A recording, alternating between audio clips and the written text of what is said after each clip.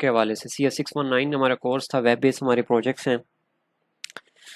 Front end और back and का जिक्र हो रहा था कि फ्रंट एंड क्या है, बैक एंड क्या है। फ्रंट एंड के अंदर हमने जो लैंग्वेजेस तैयार करनी है उनमें HTML है, CSS है, बूटस्ट्रैप है और जावास्क्रिप्ट है। और बैक एंड के अंदर जो है वो हमने जिक्र किया था कि PHP है।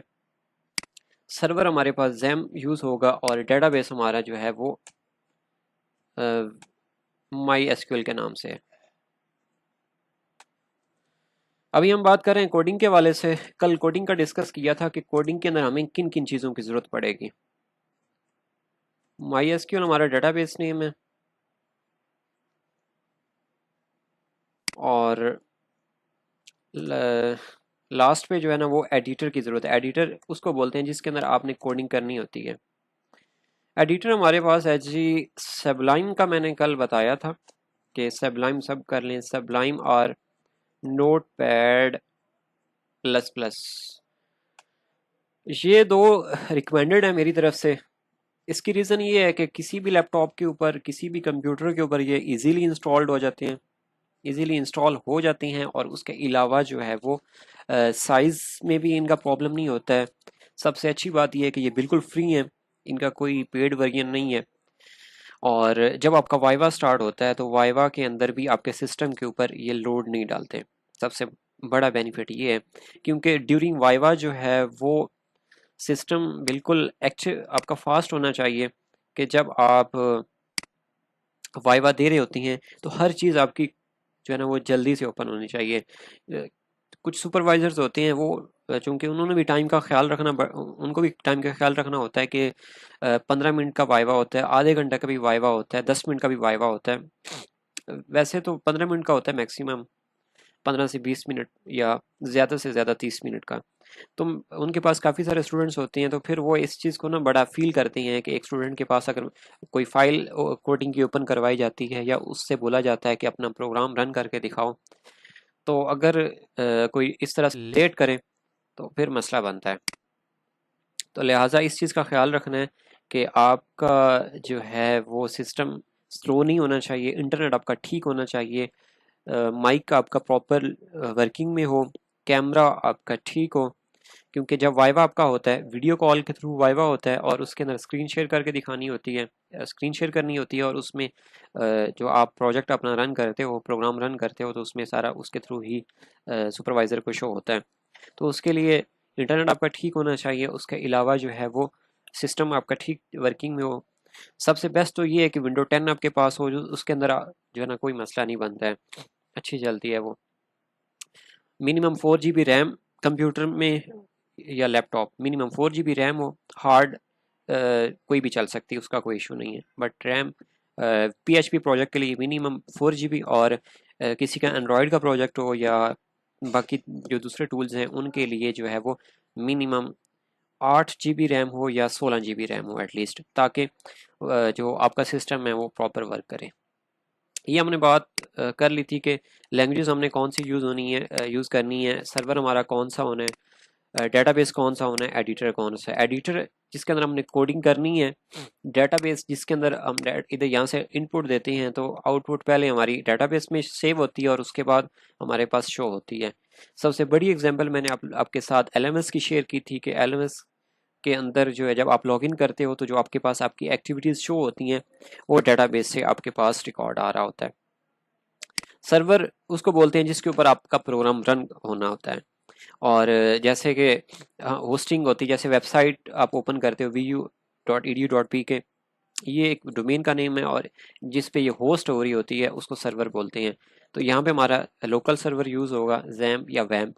इनका सेटअप मैं खुद दूंगा, आप लोगों ने इसको डाउनलोड नहीं करना है, ना वैम्प को करना है ना जैम्प को करना है। मैं खुद आप लोगों को इसका सेटअप दूंगा और इंस्टॉलेशन भी मैं खुद करके दूंगा, स्पेशली सर्वर की। इसमें आप लोगों ने गलती नहीं करनी है। लैंग्वेज हमारी PHP यूज़ होनी है जी। फ्रंट एंड पे हमारी HTML CSS, सबसे पहले हमने HTML स्टार्ट करनी है, उसके बाद CSS, उसके बाद बूटस्ट्रैप और फिर एंड पे PHP करेंगे डेटाबेस के साथ। प्रोजेक्ट का बताया था कि प्रोजेक्ट के अंदर हमारी 4 असाइनमेंट्स हैं, 2 वाइवाज हैं, कोई GDB नहीं है, कोई क्विज नहीं है, ना मिड टर्म्स हैं ना फाइनल टर्म्स हैं, जस्ट 4 असाइनमेंट्स हैं और 2 वाइवाज हैं। वाइवा आप लोगों ने स्काइप के थ्रू देना होता है। असाइनमेंट्स कौन कौन सी इसमें आती हैं? SRS, design document, prototype phase, ये थर्ड असाइनमेंट का, पहले टेस्ट फेज इसको बोलते थे, अब वीजो ने पॉलिसी चेंज कर दी है और प्रोटोटाइप फेज के नाम से थर्ड असाइनमेंट आ गई है। लास्ट पे फाइनल डिलीवरेबल है। थर्ड असाइनमेंट का वाइवा होता है और वाइवा इसका थर्ड असाइनमेंट की सबमिशन के बाद होता है। 2 दिन बाद भी शेड्यूल आ जाता है, 1 वीक के बाद भी आ जाता है, 2 वीक के बाद भी आ जाता है। और अगर जो है वो क्या कहते हैं कि आपके फाइनल एग्जाम्स करीब हों तो मोस्टली देखा गया है कि फाइनल एग्जाम्स के बाद वाइवा कंडक्ट होता है विद इन 1 or 2 वीक्स। इसमें मैं टाइमिंग का आपको कंफर्म नहीं बता सकता, बट एक आइडिया जो है वो यही होता है कि तकरीबन 1 से 2 हफ्तों के अंदर अंदर शेड्यूल आता है वाइवा का। लास्ट फाइनल डिलीवरेबल आपकी असाइनमेंट है, इसके अंदर 3 चीज़ें होती हैं। यहाँ पे हमने स्टॉप किया था, इधर से कंटिन्यू कर रहा हूँ। फाइनल रिपोर्ट, फाइनल रिपोर्ट एक थीसिस टाइप फाइल होगी एमएस वर्ड की। प्रेजेंटेशन पावर पॉइंट की फाइल है, स्लाइड्स बनी होती हैं, उसमें डायग्राम्स होती हैं। और लास्ट पे जो है वो जो इम्पोर्टेंट चीज़ है कोडिंग है। कोडिंग आपकी जो फाइनल एप्लीकेशन इस वक्त जो हमने प्रोजेक्ट स्टार्ट किए हैं, जो उसकी फंक्शनल रिक्वायरमेंट्स हैं, प्रोजेक्ट फाइल जिसको बोलते हैं, प्रोजेक्ट फाइल से मुराद ये है कि जिसके अंदर आपके प्रोजेक्ट की फंक्शनल रिक्वायरमेंट्स दी गई हैं। वो आपको कहाँ से मिलेगी? वो आप लोग अभी से अपने पास डाउनलोड कर लें। उसके लिए एलएमएस को लॉगिन करना है, CS619 की असाइनमेंट्स पे क्लिक करना है। वहाँ पे जाके जहाँ पे आपके प्रोजेक्ट का नेम दिया होगा उसके साथ डाउनलोड फाइल की ऑप्शन है, डाउनलोड फाइल पे क्लिक करें तो उसके अंदर प्रोजेक्ट का नेम, प्रोजेक्ट का को जो उसकी डिटेल है, इंट्रोडक्शन वगैरह वो होगा। और functional and non functional requirements, sorry just functional requirements होंगी। नीचे टूल्स दिए होंगे, सुपरवाइजर का नेम, उसकी स्काइप आईडी एंड उसकी ईमेल आईडी दी होगी। तो उसके अकॉर्डिंग हमने कोडिंग करनी होती है। अब हम बात करते हैं कि जो आप लोगों को अनाउंसमेंट्स आई थी CS619 कोर्स में बिफोर सिलेक्शन। सिलेक्शन से पहले जब आप लोग प्रोजेक्ट CS619 सब्जेक्ट चूज कर लिया, उसके बाद कुछ अनाउंसमेंट स्टार्ट होती हैं। अनाउंसमेंट्स कौन सी होती हैं? सबसे पहले वो आपको वेलकम करते हैं जैसे बाकी सब्जेक्ट्स में होता है। उसके बाद कुछ मैं अब इसको शॉर्ट कर रहा हूँ कि हमारे काम की क्या है। उनमें से नंबर 1 तो ईमेल के हवाले से है। ईमेल कौन सी आपकी होनी चाहिए? मोस्टली स्टूडेंट्स को ईमेल का नहीं पता है, चंद एक स्टूडेंट्स को पता होता है ईमेल का। ईमेल कौन सी? यूनिवर्सिटी वाली ईमेल आईडी होती है।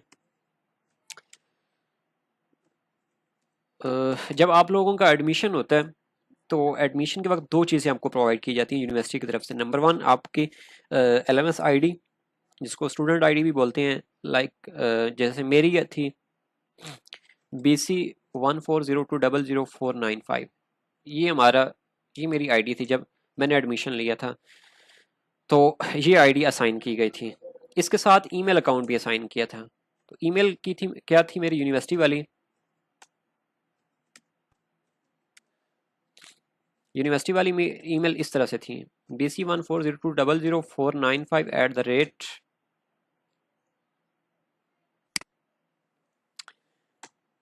@viju.edu.pk। ये इस तरह से थी ईमेल। ये मेरी LMS आईडी थी, ये जो है वो यूनिवर्सिटी वाली ईमेल आईडी थी। अब इनका पासवर्ड कहाँ से मिलेगा? अगर तो आपके पास अभी तक जो एडमिशन की कंफर्मेशन वाली ईमेल जीमेल के अंदर सेव है तो फिर उसके अंदर दिया गया होगा। अदरवाइज आपको जो एडमिशन लेटर मिला था उसके ऊपर भी दिया गया होता है, जो फर्स्ट टाइम पासवर्ड होता है वो वाला। तो इसको हम उसी तरह से लॉगिन करेंगे जिस तरह से हम जीमेल को लॉगिन करते हैं, कि आप ब्राउज़र में जाके टाइप करते हैं, गूगल में जाके लिखते हैं जीमेल। उसके बाद एड्रेस क्या आता है? gmail.com समथिंग किस तरह कुछ आएगा। आगे जो इसकी आपकी जीमेल ओपन होती है तो आपकी जो पर्सनल ईमेल आईडी है, जैसे मेरी आईडी होगी mwaqasraza.12@gmail.com। एक तो ये एक मेरे पास ये लॉगिन है। दूसरी आईडी जब मैंने लॉगिन करनी है तो वो जहाँ पे आप प्रोफाइल का आइकॉन बना होता है ना आपके प्रोफाइल पिक्चर का, उसके ऊपर क्लिक करते हैं और उसके बाद ऐड अकाउंट करना होता है। ऐड अकाउंट करके वहाँ पे आपने जो है वो नेक्स्ट, जब आगे आपके पास पेज आएगा साइन इन का, उसकी जगह पे आपने ये आईडी देनी है ईमेल की जगह पे, और पासवर्ड में आपने इसका पासवर्ड देना है नेक्स्ट जब आएगा। अब अगर तो आपको पासवर्ड याद है तो पासवर्ड दें, उसके बाद अपनी ये जीमेल आईडी लॉगिन कर लें। इन केस के आपको पासवर्ड ना याद हो तो फिर क्या तरीका होता है? जी नहीं, ये दोनों दो जी बिल्कुल आती हैं, सबके पास आती हैं, मेरे पास भी आती हैं, जिसके अभी तक भी आती हैं। लेकिन जो आपकी यूनिवर्सिटी वाली आईडी, जो स्टूडेंट आईडी है, उसके साथ जीमेल की आईडी होती है ना, मतलब जो आपकी आईडी है, जैसे अभी मैंने आपको जिक्र किया है BC1402004958@viju.edu.pk, ये वाली आईडी मस्ट है आपकी लॉगिन होना। ये लॉगिन नहीं होगी तो आपको वाइवा का शेड्यूल नहीं आएगा, नहीं पता चलेगा। और अगर आपने सुपरवाइजर से कोई बात पूछनी है तो आपको इसी आईडी के थ्रू ही पूछना पड़ेगी, अदरवाइज वो दूसरी आईडी को एक्सेप्ट ही नहीं करते। आप उसको कोई असाइनमेंट भेजते हो, इन केस के आपका वाइवा लेट हो जाता है, मतलब आप ज्वाइन नहीं करते हो टाइम पे, नहीं पता चलता है, तो रिक्वेस्ट इसी ईमेल के थ्रू किया जाता है, जीमेल के, यही जो आपकी यूनिवर्सिटी वाली आईडी, इसके थ्रू कर सकते हैं, किसी और के थ्रू नहीं कर सकते, अलाउ ही नहीं है। यूनिवर्सिटी की एक पॉलिसी है, इन्होंने यही रखी हुई है। तो उसको लॉगिन करने का तरीकाकार ये है, लॉगिन नहीं सॉरी, इसका पासवर्ड रिसेट का। अगर तो आपके पास पासवर्ड हो, इसका आईडी है और पासवर्ड अगर आपको याद है, तो आप अपने मोबाइल में इसको लॉगिन करके रखें, क्योंकि जब तक आपका प्रोजेक्ट है तब तक ये आपके पास मोबाइल में लॉगिन होना ज़रूरी है, नंबर वन, ये मोस्ट इम्पॉर्टेंट चीज़ है। उसके बाद जिन स्टूडेंट्स को ना पता हो कि इसको कैसे करेंगे रीसेट पासवर्ड होता है, कहाँ से होगा, जीमेल से इसका बिल्कुल पासवर्ड रीसेट नहीं होना है कि आप कहें कि जी मैं जीमेल को लॉगिन करके वहाँ से रीसेट करूँ पासवर्ड, तो ऐसी गलती बिल्कुल नहीं करनी है। जैसे कि मैं यहाँ पे एक बताता हूँ, जीमेल ओपन कीजिए, मोस्टली स्टूडेंट्स जो गलती करते हैं वो ये करते हैं, यहाँ पे आते हैं कि जी इधर हमने फॉरगेट ईमेल पे क्लिक कर दिया, ईमेल देते हैं, ये देखें जी मैंने ये कर दिया, कुछ भी दे दिया, वो सीधा सीधा आपको कोई ना कोई जो है ना बहाना लगा देगा कि जी आपके पास तो यह है ही कुछ भी नहीं है, ये मतलब इधर से नहीं होगी। कैन आपको बताने का मकसद ये था। पासवर्ड रीसेट आपने हमेशा एलएमएस से करना है, जैसे आप एलएमएस का पासवर्ड रीसेट करते हो, एलएमएस पे आए, फॉरगेट पासवर्ड पे क्लिक किया, यहाँ पे आप अपनी स्टूडेंट आईडी देंगे BC1402004958, ये आपकी स्टूडेंट आईडी होगी। यहाँ पे आपने अपनी जीमेल देनी है, जीमेल कौन सी मैं दूंगा, जैसे कि मेरी ये वाली जीमेल है जो एलएमएस के अंदर रजिस्टर्ड थी। अब समझाने के लिए बता रहा हूँ, मतलब ये प्रोसेस होगा, ये आपकी आगे जीमेल, उसके बाद आपने ये सेकंड ऑप्शन चूज करनी है, विजू ईमेल पासवर्ड, और उसके बाद सेंड पे क्लिक कर देना है। सेंड पे क्लिक करेंगे वो आपको मैसेज दे देगा कि जी password change link has been sent at your email address, please check your email, ये वाली ईमेल कर सकते हैं, चूंकि ये तो आपके पास लॉगिन ही नहीं है, लिहाजा आप ये वाली लॉगिन करेंगे अपने पास, इसको लॉगिन करना है। इसके ऊपर आपके पास एक लिंक आएगा, ईमेल आएगी, उसको ओपन करना है। ओपन करने के बाद जो है वो आपने क्या करना है कि क्लिक करना है। क्लिक करने के बाद आपके पास एक पेज आएगा, जिस तरह से नेक्स्ट आएगा, उसमें पासवर्ड कंफर्म पासवर्ड आएगा, वो आप करके और वो आपका पासवर्ड सेट हो जाएगा। और उसी तरह से फिर आप दोबारा जो है ना वो क्या करना है कि जीमेल में जाना है, साइन इन पे आ जाना है, यहाँ पे आपने यही अपनी ईमेल लगाई और नेक्स्ट जो है वो पासवर्ड दे, चूँकि मेरी आईडी ये ख़त्म हो चुकी है, काफ़ी अरसा हो गया डिग्री कंप्लीट हुए, तो ये आईडी ख़त्म हो जाती है कुछ अरसे बाद, जब आपकी डिग्री कंप्लीट हो जाती है तो तकरीबन 1 साल या 2 साल के अंदर अंदर जो है ना ये आपका अकाउंट वो डिलीट कर देते हैं, इसलिए ये नहीं आ रही। तो यहाँ पे आप ईमेल देंगे और उसके बाद पासवर्ड देंगे, तो तब आपकी आईडी वो लॉगिन हो जाएगी। ये लाजमी करना है आप सबने, क्लास के बाद ही कर लें या कल इसको लाजमी कर लें अपने पास लॉगिन। अच्छा जी, ये तो ईमेल का हो गया। यहाँ तक किसी का कोई सवाल है तो प्लीज़ मुझसे पूछ सकते हैं।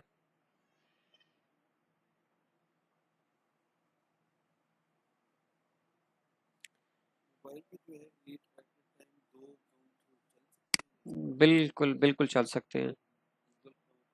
जी चल सकते हैं। ये एंटरटेनमेंट कौन ऐसा बंदा जो इधर भी खैर से एडवर्टाइजमेंट स्टार्ट कर दी है। कोई एक जगह तो यार छोड़ दिया करें।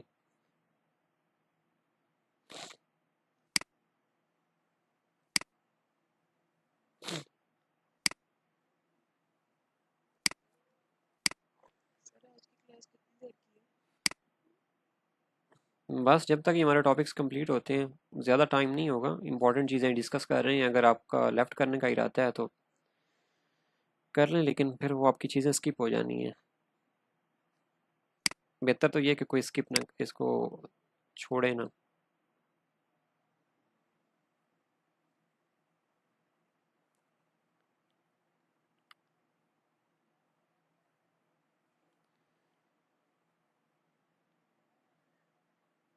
ये ज़फ़र इकबाल आपने कहा सब्लाइम के साथ टेक्स्ट भी लिख दें आज मैंने सिंपल। अच्छा, सब्लाइम टेक्स्ट एडिटर है। सब्लाइम वैसे मैंने दिया है, गूगल पे तो आ जाना चाहिए था। एलएमएस के ऊपर ज़फ़र शेड्यूल दिया गया है, वहाँ से देख लें आपको पता चल जाएगा उसका।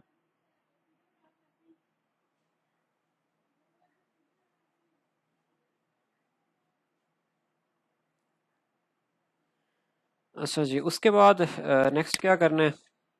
नेक्स्ट अगला स्टेप होता है कि आपको आपने अपने पास ईमेल लॉगिन कर ली, एसएलएस आपने बना लिया, सबमिट हो गया, मार्कस कंप्लीट आ गया। यहाँ पे सॉरी, मार्कस कंप्लीट आने से पहले जो है, अभी मैं आप लोगों के एसएलएस बना के जब सबमिट करूँगा, नेक्स्ट जो असाइनमेंट है डिज़ाइन डॉक्यूमेंट की, तो उसकी जब डेट स्टार्ट होती है उससे पहले यो उसी सूरत में हम डिज़ाइन डॉक्यूमेंट सबमिट करेंगे जब हमारा एसएलएस मार्कस कंप्लीट आएगा। तो अगर आपका एसएलएस मार्क ना हो और लास्ट डेट आ गई है, एक दिन रहता है या लास्ट डेट आ रही है, तो तब आप लोगों ने अपने सुपरवाइज़र को ईमेल लाजमी करनी है।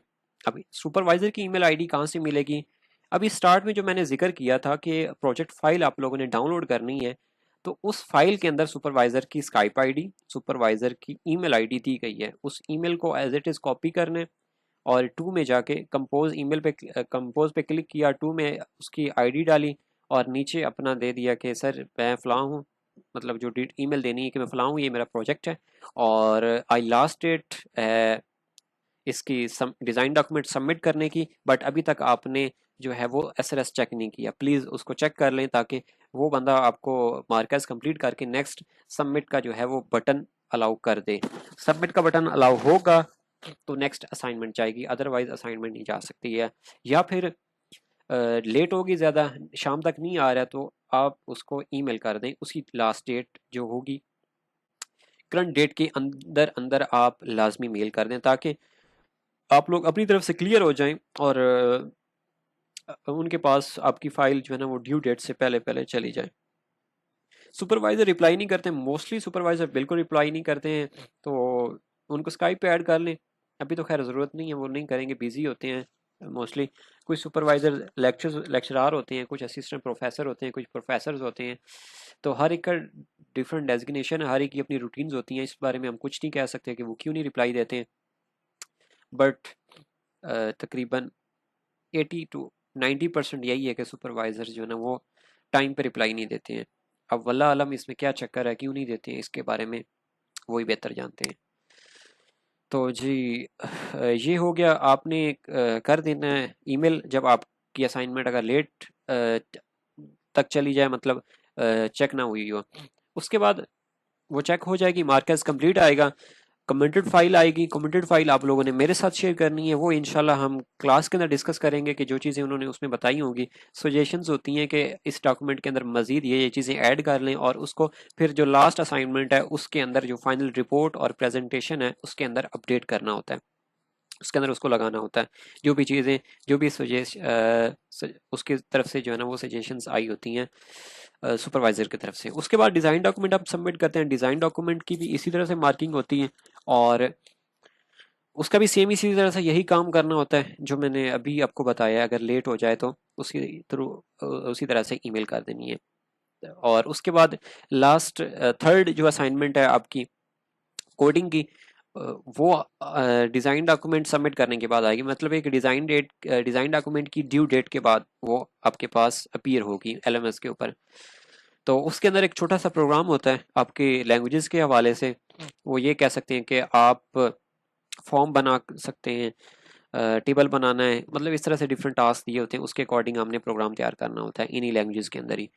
तो जब हमारी थर्ड असाइनमेंट सबमिट हो जाएगी तो सबमिशन के तकरीबन एक दिन बाद, 2 दिन बाद, एक हफ्ते बाद या 2 हफ्तों के अंदर अंदर आप लोगों को वाइवा का शेड्यूल आएगा, जो फर्स्ट वाइवा है।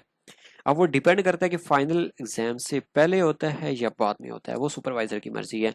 उसमें आप लोग एलएमएस पे शेड्यूल चेक कर लें कि जो थर्ड असाइनमेंट की लास्ट डेट है वो किस महीने की है, वो लाजमी देख लें उधर से जाके। और उसके बाद फिर आप खुद अपना एनालिसिस कर लें कि आपको आइडिया हो जाएगा कि जो आपकी थर्ड असाइनमेंट की सबमिशन वो फाइनल एग्जाम से पहले आ रही है या फाइनल एग्जाम्स के बाद है या फाइनल एग्जाम्स के करीब है। वो आप अपने कैलेंडर से वेरीफाई कर लें उधर से उस डेट को। अगर तो चंद दिन हुए बीच में, एक हफ्ता हुआ या 2 हफ्ते हुए और आपके फाइनल एग्जाम्स होने वाले हैं, तो कुछ सुपरवाइजर्स ऐसे होते हैं कि वो जल्दी जल्दी वाइवा ले लेते हैं, रीशेड्यूल नहीं करते। सब फाइल सबमिट होगी सबमिशन के तकरीबन 2 दिन बाद या एक हफ्ते के अंदर अंदर वो मेल कर देते हैं। और ये जो आपकी यूनिवर्सिटी वाली आईडी, इसी के ऊपर ही आपको वाइवा का शेड्यूल आएगा। अच्छा, वाइवा होना कहाँ पे है, कहाँ पे आप दे सकते हैं? वाइवा आप लोगों का होना है स्काइप। स्काइप के थ्रू वाइवा होगा, और ये मैंने कल जो मैसेज किया था, स्काइप आईडी लाजमी बना लें, और वो मैंने वाइवा के हवाले से ही कहा था। और आप लोग स्काइप से यूज टू हो जाएं पहले से ही, ताकि वाइवा के वक्त कोई प्रॉब्लम ना हो। स्काइप आपके पास लॉगिन होनी चाहिए मोबाइल के अंदर भी और लैपटॉप में भी। लैपटॉप में तो मस्ट है। और अगर किसी के पास विंडो 7 है तो बेहतर है कि विंडो 10 करवा ले, क्योंकि विंडो 10 के अंदर ऑटो ड्राइवर्स हैं, और अमूमन विंडो 7 वालों को माइक का प्रॉब्लम होता है, उनका जो साउंड ड्राइवर है वो एक्टिव नहीं होता है, स्काइप उसको सपोर्ट नहीं करती है। तो उनके साथ ये कॉल का प्रॉब्लम होता है कि वो इधर बोल रही होती हैं, टीचर के पास आवाज़ जाती नहीं है। टीचर फिर इस बात के ऊपर हाइपर हो जाती हैं कि जी आपकी तो आवाज़ आ नहीं रही है, लिहाजा मैं आपका वाइवा नहीं कंडक्ट करता, सबसे पहले अपने सिस्टम को ठीक करें, ब्ला ब्ला। मतलब इस तरह की कुछ बातें होती हैं कि जब वैसे ही बंदा थोड़ा सा इरिटेट हो जाता है, जब इस तरह से जो है वो सुनता है। मतलब कॉल चल रही है, आगे से कोई बोल नहीं रहा है, तो इंसान की साइकी वाइवा का शेड्यूल आपको मिल जाएगा। उसके अंदर टाइमिंग मेंशन होगी, 10 मिनट का भी होता है, 15 मिनट का भी होता है और आधे घंटे का भी होता है। सुपरवाइजर की मर्जी है कि वो कितनी देर का लेते हैं। तो वाइवा से पहले आपका माइक, आपका कैमरा, ये दो चीज़ें इंपॉर्टेंट है जो कि आपकी वर्किंग में होनी चाहिए, और सिस्टम भी आपका ठीक होना चाहिए। कोशिश करें कि विंडो 10 रखें। जी, नेक्स्ट क्लास इंशाल्लाह मिड टर्म्स के बाद होगी। उसमें टाइमिंग मैं खुद फाइनल करूंगा डिफरेंट स्टूडेंट्स से, बल्कि आप सबसे मशवरा लिया जाएगा कि कौन सा टाइम बेस्ट रहता है किसके लिए, फिर उसके अकॉर्डिंग हम शेड्यूल डिसाइड करेंगे। वो बात आपकी ठीक है, बट प्रॉब्लम ये है कि स्काइप पे जब ज़्यादा लोग ऐड करते हैं, 10-12 से जब ऊपर पार्टिसिपेंट जाते हैं, तो स्काइप हैंग हो जाती है। स्काइप में ये बग है, पहले नहीं होता था, ये पिछले 1-2 साल के अंदर ये बग आना शुरू हो गया। पहले मैं स्काइप पे ही ग्रुप बनाता था और उसी के अंदर हमारी डिस्कशन होती थी। व्हाट्सएप पे डिस्कशन हम नहीं करते थे, सारा सारा कुछ स्काइप पे होता था। लेकिन अब स्काइप जैसे अपडेट हुई है तो उसके अंदर ये प्रॉब्लम आ गई है। जी, स्क्रीन शेयर होती है तो आपके पास रिजल्ट सही नहीं आता। जैसे मैं आपके साथ अपनी स्क्रीन शेयर करके दिखा रहा हूँ, ये आपके पास क्लियर नहीं शो होगा। नेट का वो अच्छा खासा लोड उसके ऊपर होता है, और अचानक कॉल एंड हो जाती है, कोई पता नहीं चलता उसका। तो इसलिए मैं स्काइप को अब प्रेफर नहीं करता, उस तरफ अब जाता नहीं हूँ। पिछले कोई, मतलब कि 2021 से ऑनवर्ड हम अब स्काइप छोड़ चुके हैं, उस तरफ नहीं लेके चल रहे।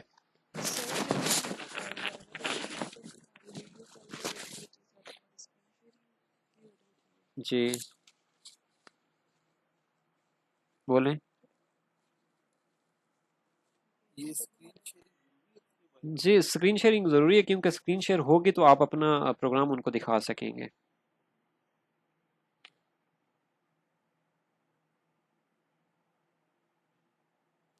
शिराज अली, आप अपना माइक ऑन करके बता दें, मैं आपका क्वेश्चन समझा नहीं हूँ। यहाँ पे किसी और ने भी सवाल किया था, आरफा खान। सबलाइम या नोटपैड प्लस प्लस में से कोई एक डाउनलोड करना है? मेरे पास ऑलरेडी नोटपैड प्लस प्लस है, तो सबलाइम की ज़रूरत नहीं। जी बिल्कुल, आपकी मर्ज़ी है, सबलाइम कर लें, नोटपैड प्लस प्लस कर लें, नोटपैड प्लस प्लस भी ठीक है, सबलाइम ना करें।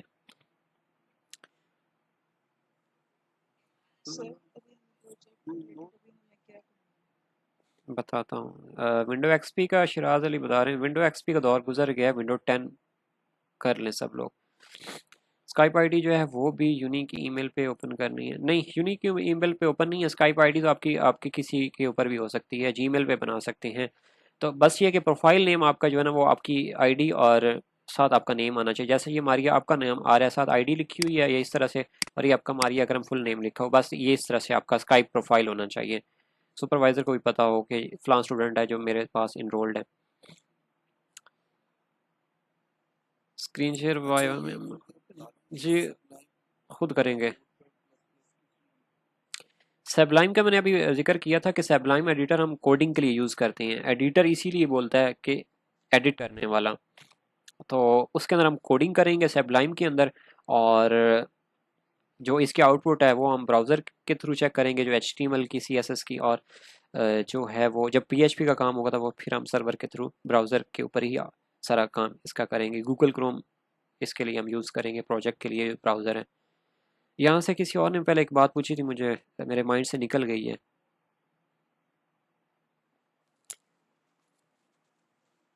प्रोजेक्ट के मुतलका थी। जी जी, अभी आप लोगों को प्रोजेक्ट के रिलेटेड काम ये करना है कि मैं आप लोगों के साथ एक फ़ाइल शेयर करूँगा HTML टैग्स की, जो फर्स्ट टास्क है। जैसे हर लैंग्वेज है उनके अपने सिंटैक्स होती हैं, वेरिएबल्स वगैरह कुछ टाइप्स होती हैं। इसी तरह से HTML है तो HTML के अंदर टैग्स होते हैं, जो कि हम पूरी HTML उसी के ऊपर यूज़ करेंगे। तो आप लोगों का फाइनल एग्जाम, ये मिड टर्म से पहले पहले टास्क ये होगा कि वो टैग्स आप लोगों ने तैयार करने हैं।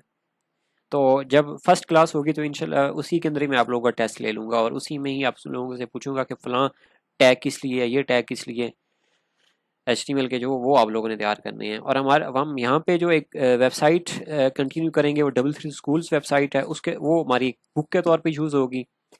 और बाकी मैं साथ साथ जो जो टॉपिक्स आपको बताता जाऊँ, बेशक आप लोग उसके नोट्स बनाते जाएं, ताकि पता चलता रहे कि कौन कौन सी चीज़ें जो है हमने करनी वो इम्पोर्टेंट है, जस्ट उन्हीं के ऊपर फोकस करें। अक्सा आप क्या कह रही हैं, अगर लास्ट डेट को हम सबमिट यानी ड्यू डेट से पहले, और अगर सबमिट कर दें तो ज़रूरत नहीं जी, ज़रूरत नहीं। जब फाइल सबमिट हो जाए रात 11:59 के ऊपर भी अगर फाइल सबमिट हो जाती है तो मेल की ज़रूरत नहीं है, LMS के ऊपर सबमिट होना ज़रूरी है। वो कोई इशू नहीं है, 11:55 पे भी हो जाती है, बस 12 बजे से पहले पहले। मतलब यही है कि आपकी जो करंट डेट है, जो लास्ट डेट है, उसके अंदर फाइल होना ज़रूरी है। ड्यू डेट अगर गुजर जाती है तो फिर आपको ईमेल करनी पड़ती है। इसमें एक्सटेंड वाला कोई चक्कर नहीं होता, एक्सटेंशन इसमें नहीं होती है। सबमिट करना ज़रूरी है लास्ट डेट से पहले पहले। जी, मिड के बाद इंशाल्लाह प्रोजेक्ट के ऊपर भी प्रॉपर वर्क होगा, और उसके अलावा प्रोग्रामिंग हमने तैयार करनी है, क्योंकि फर्स्ट वाइवा से पहले पहले हमने अपना ये कोर्स कंप्लीट करना है।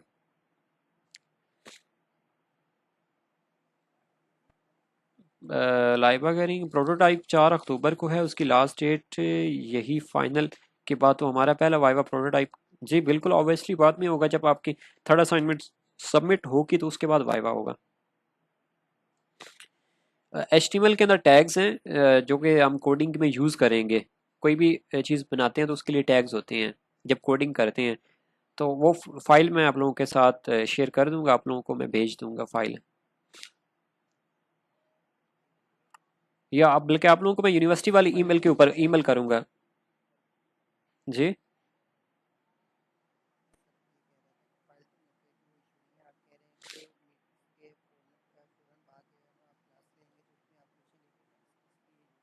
जी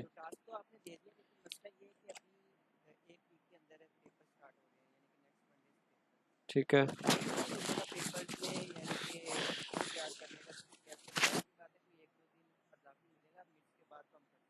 जी, पहली क्लास के अंदर नहीं होगा, टेस्ट में अचानक ही लूँगा। कोई मैंने कल भी जिक्र किया था कि आप लोगों का जो टेस्ट होगा ना, उसके लिए कोई दिन मुकर्रर नहीं होगा, वो किसी क्लास के अंदर भी लिया जा सकता है।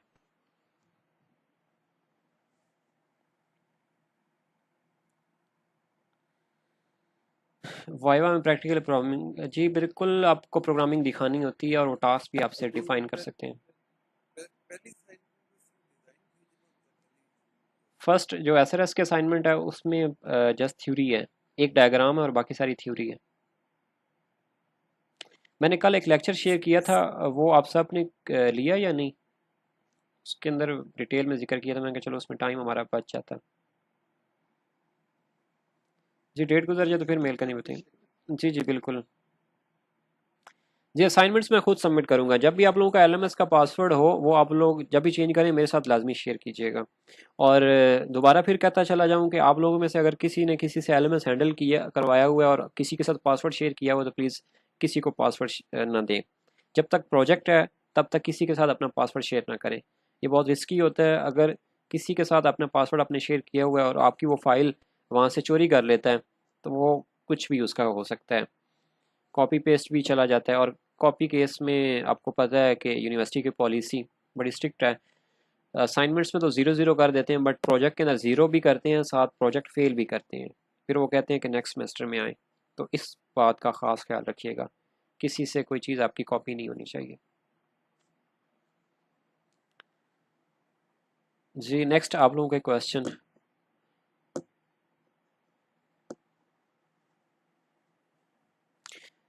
मैं आप लोगों को एक लास्ट जिनका प्रोजेक्ट चल रहा है उनकी कोई असाइनमेंट्स में आप लोगों को दिखाता हूँ एसआरएस की, उसमें होता है क्या क्या।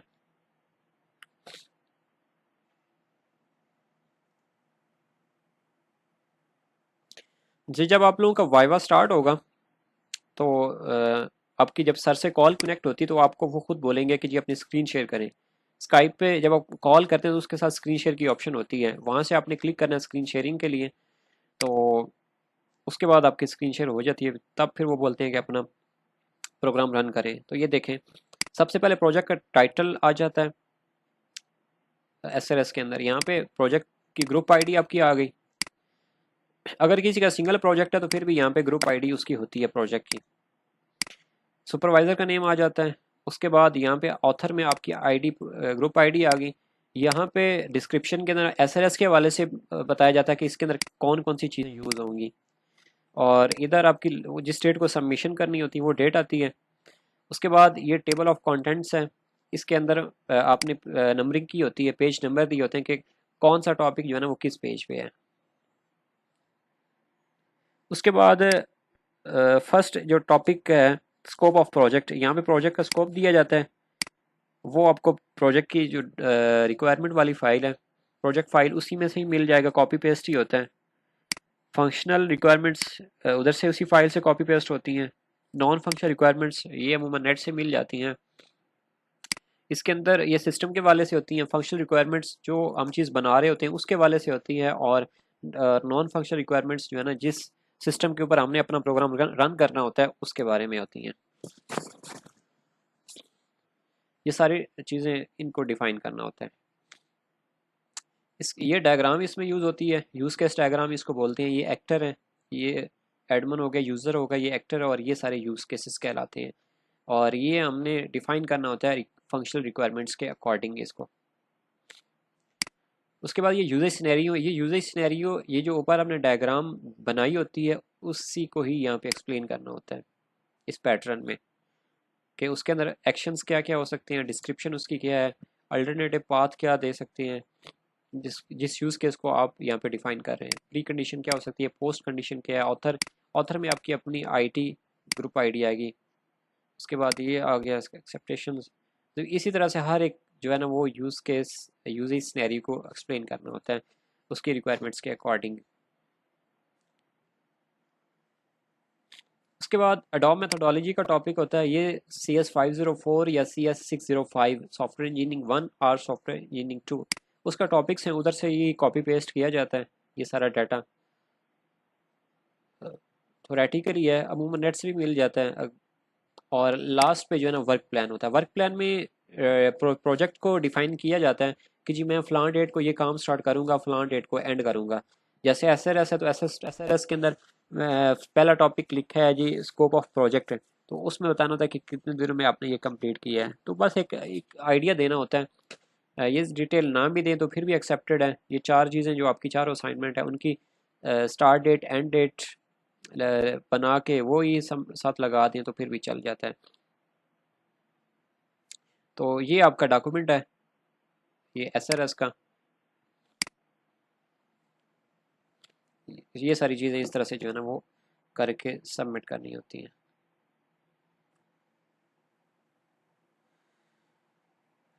HTML bootstrap CSS PS soft नहीं नहीं, इसके इंस्टॉल नहीं करने थे, बस इनका जो है ना वो एक ही Sublime एडिटर या नोटपैड प्लस प्लस मैंने जिक्र किया है, वही करना है।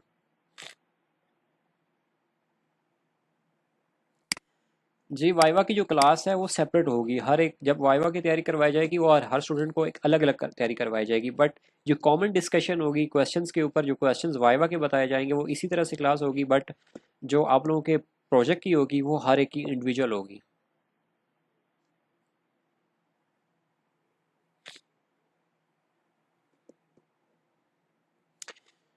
वाइवा की मार्किंग मुकद्दस इस तरह से होती है कि आपको 50% अटेम्प्ट होना ज़रूरी है, यस 40% एटलीस्ट होना चाहिए। बाकी डिपेंड करता है आपके सुपरवाइज़र के ऊपर। 5 क्वेश्चन उसने पूछे हैं, उसमें से 2 क्वेश्चंस आपको आ गई हैं, 3 नहीं आए हैं, तो फिर तो रिस्की हो जाता है।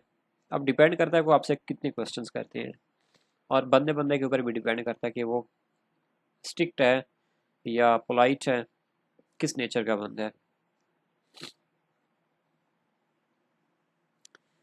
वाइवा क्लियर होगा तो प्रोजेक्ट क्लियर होगा, अदरवाइज प्रोजेक्ट क्लियर नहीं होगा। वाइवा मोस्ट मोस्ट इम्पॉर्टेंट है।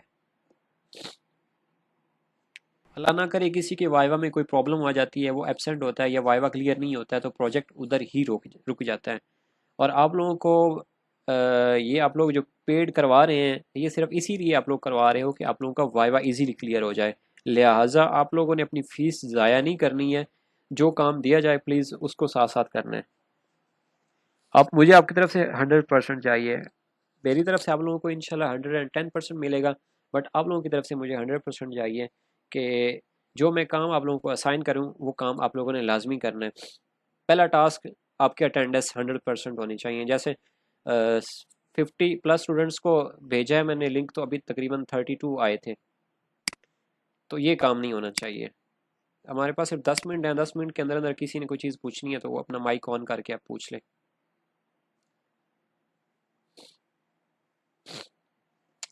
किसी का कोई सवाल है अभी तो वो मुझसे पूछ सकते हैं।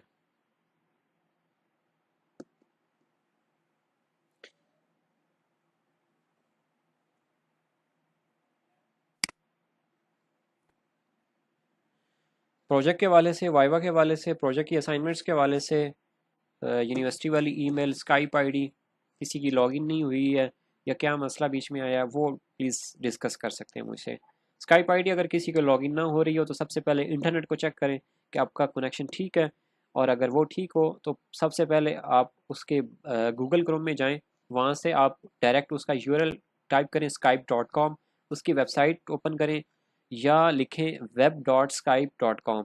ये करके वहाँ से आईडी को लॉगिन कर लें, उसके बाद दोबारा फिर ये ब्राउज़र जो स्काइप का है, स्काइप की जो एप्लीकेशन उसको लॉगिन करें, तो वो फिर लॉगिन हो जाएगी। और लॉगिन ये इसी सूरत में होगी जब आपका इंटरनेट ठीक होगा।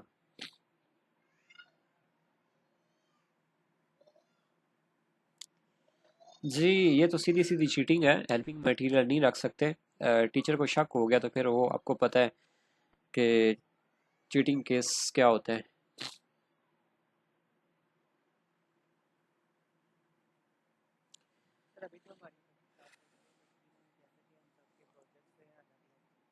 जी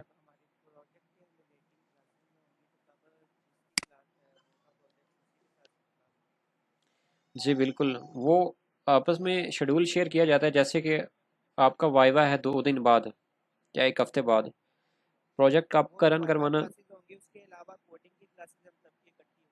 जी बिल्कुल, क्योंकि एक साथ आपको पता है क्लास के अंदर प्रोजेक्ट 3 से 4 रन करवाए जा सकते हैं, तो उसमें फिर काम नहीं होता और समझ भी नहीं आती है। तो प्रोजेक्ट की जो क्लास है, मतलब आपको रन करवाना है, उसकी कोडिंग समझानी है, वो सेपरेट ही करवाई जाती है। जहाँ पे आपने एक पूरा घंटा क्लास में रहना है, वहाँ पे आपके तकरीबन 15 मिनट में काम हो जाएगा, 20 मिनट में हो जाता है। तो मैं इसी तरह से करता हूँ कि जब वाइवा की तैयारी करवानी है तो तब हर स्टूडेंट को अलग अलग करवाई जाती है, और वो 1 घंटे के अंदर तकरीबन 4 से 5 या 6 स्टूडेंट्स हो जाते हैं कंप्लीट, और एक साथ नहीं होता है क्योंकि वाइवा डिफरेंट ही आते हैं। अब मेरे पास अगर 60+ स्टूडेंट्स हैं तो उनमें से वाइवा का शेड्यूल सिर्फ 10 लोगों का आएगा या 15 का आएगा, एक साथ नहीं आता है। अमूमन बीच में गैप भी होता है, 3-3 का एक साथ आता है, 5-5 का एक साथ आता है, सब का एक साथ नहीं आता है। फिर उसके अकॉर्डिंग हम चलते हैं।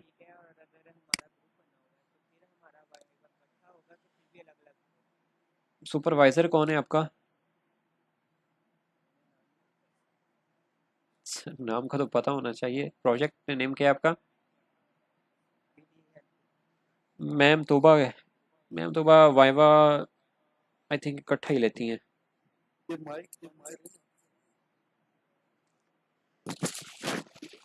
टीचर बहुत अच्छी हैं, इतना मसला नहीं होता है मतलब इनके प्रोजेक्ट में, और बड़ी कोऑपरेटिव हैं। लास्ट टाइम मेरे पास तकरीबन इनके थे 6 स्टूडेंट्स, तो अल्हम्दुलिल्लाह सबका क्लियर हो गया था, कोई ऐसा मसला नहीं बना। वैसे भी ये टीचर बहुत नाइस हैं, साथ साथ गाइड करती रहती हैं जी।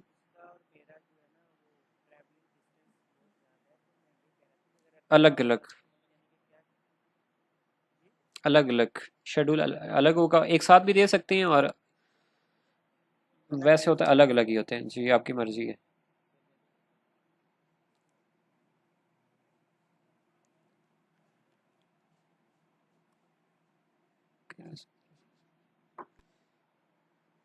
आप लोगों ने एसआरएस की फाइल नहीं बनानी, ये तो मैं आपको वैसे समझाने के लिए बताया है कि एसआरएस का, बट कोडिंग के अंदर आपने प्रैक्टिस करनी। जो एलएमएस के ऊपर मेजर असाइनमेंट आपकी सबमिट होनी है वो सारी मैंने ही करनी है, बट जो आप सीखना है आपने जिन चीज़ों से, वो आप लोगों ने साथ साथ वर्किंग करनी है। वो इस काबिल होनी हो जानी चाहिए कि जिस तरह से मैंने फाइल बनाई है, एटलीस्ट वो 70% आपकी उससे उस लेवल तक जानी चाहिए।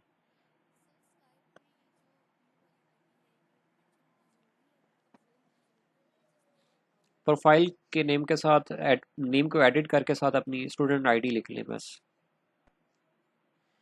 मैम वर्दा फयाज भी अच्छी हैं, ये भी बड़ी कोऑपरेटिव है, ऐसा कोई मसला नहीं है। डॉक्टर सुमैर रज़ा साहब अच्छे टीचर हैं, काफ़ी अरसे बाद इन्होंने प्रोजेक्ट इनका आया है, 2020 के बाद अब इनका प्रोजेक्ट आया है, पहले नहीं लेते थे। मैम फ्री का प्रोजेक्ट थोड़ी सी स्ट्रिक्ट है लेकिन इतनी ज़्यादा भी नहीं है, पास कर देती हैं। हर सेमेस्टर में मेरे पास इनका प्रोजेक्ट आ रहा है मैम फ्रिया का।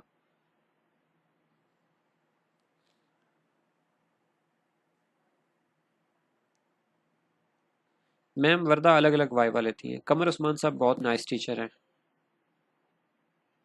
बहुत पुराना एक्सपीरियंस है मेरा इनके साथ। Manahil Hasan very cooperative.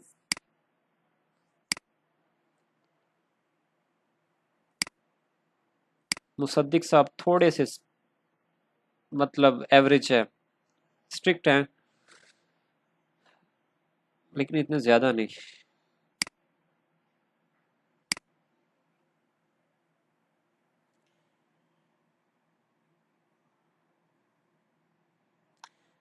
मैंने जिस तरह आपको बताया था ना कि प्रोजेक्ट फाइल डाउनलोड करेंगे तो उसके अंदर सुपरवाइजर का नेम, उसकी स्काइप आईडी और ईमेल उसके अंदर दी गई होती है। एलएमएस पे जाएंगे, CS619 के असाइनमेंट्स पे क्लिक करें, उसके अंदर जो है वो प्रोजेक्ट का नेम, प्रोजेक्ट की वो जो डाउनलोड फाइल है वो डाउनलोड फाइल क्लिक करें, उसको डाउनलोड कर लें। उस फाइल के अंदर सारी डिटेल दी गई है। सोहेल साहब का प्रोजेक्ट है ऑनलाइन किड्स एसेसरी शॉप का, टीचर अच्छे हैं। Online car management system, supervisor name नहीं याद मुझे, मोहम्मद अनवर साहब, ठीक है ये भी जी। हमारे पास लास्ट 4 मिनट्स हैं, किसी का क्वेश्चन तो प्लीज़ माइक ऑन करके पूछ ले ताकि टाइम सेटिंग बच। जी जी, इसका मतलब ये होता है कि एक प्रोजेक्ट के अंदर टोटल यूनिवर्सिटी की तरफ से अलाउ होता है कि एक प्रोजेक्ट को 2 लोग कर सकते हैं। वो उसका ये इस तरह से होता है कि आपकी फ़ाइल एक जगह से सबमिट हो गई है तो दूसरे पार्टनर के पास भी ऑटोमेटिकली सबमिट हो जाएगी। फ़ाइल दोनों की सेम होगी, वाइवा अलग अलग होगा। कोई इशू नहीं है, सब सिंगल भी रख सकते हैं, ग्रुपिंग भी रख सकते हैं। बस ग्रुपिंग के अंदर ये ख्याल रखना जाता है कि दोनों पार्टिसिपेंट्स जो है ना वो तैयारी अच्छी करें, एक दूसरे से राब्ते में रहें, ताकि सुपरवाइज़र अगर आप लोगों से पूछ लेता है या लेती है कि जी आपने कितना काम किया और आपके ग्रुप मेंबर ने कितना काम किया है, तो आप लोग वहाँ पे बताने के काबिल हो सकोगे जी मैंने इतना काम मैंने किया है, दूसरे ने इतना काम किया है। वो तो खैर आगे वाइवा के क्वेश्चंस होंगे, उसके अकॉर्डिंग मैं इंशाल्लाह तैयारी करवाऊंगा। लेकिन वाइवा का रिजल्ट सेपरेट होता है, असाइनमेंट का रिजल्ट सेम होता है, और फाइनल सीजीबी दोनों की डिफरेंट होती है, वो आपके वाइवा के अकॉर्डिंग होती है। सर उमर फारूक साहब बहुत अच्छे टीचर हैं। मिस अमारा रशीद जी अच्छी हैं, अच्छी हैं, अच्छी हैं। मैम हमारा भी ठीक है, ये मैम हमारा कोडिंग के क्वेश्चन ज़्यादा करती हैं। उमर फारूक साहब इतने ज़्यादा डीपली क्वेश्चंस नहीं करते। सईद अमजद साहब भी कोडिंग के क्वेश्चन ज़्यादा करते हैं, बट हैं कोऑपरेटिव, बट क्वेश्चन ज़्यादा कोडिंग के करते हैं। मतलब इतने सख्त क्वेश्चंस भी नहीं करते इंशाल्लाह। आप लोगों को उसके हर एक सुपरवाइज़र जिस तरह से क्वेश्चंस करता है उस तरह से ही आप लोगों की वाइवा की तैयारी करवाई जाएगी। Last 2 minutes.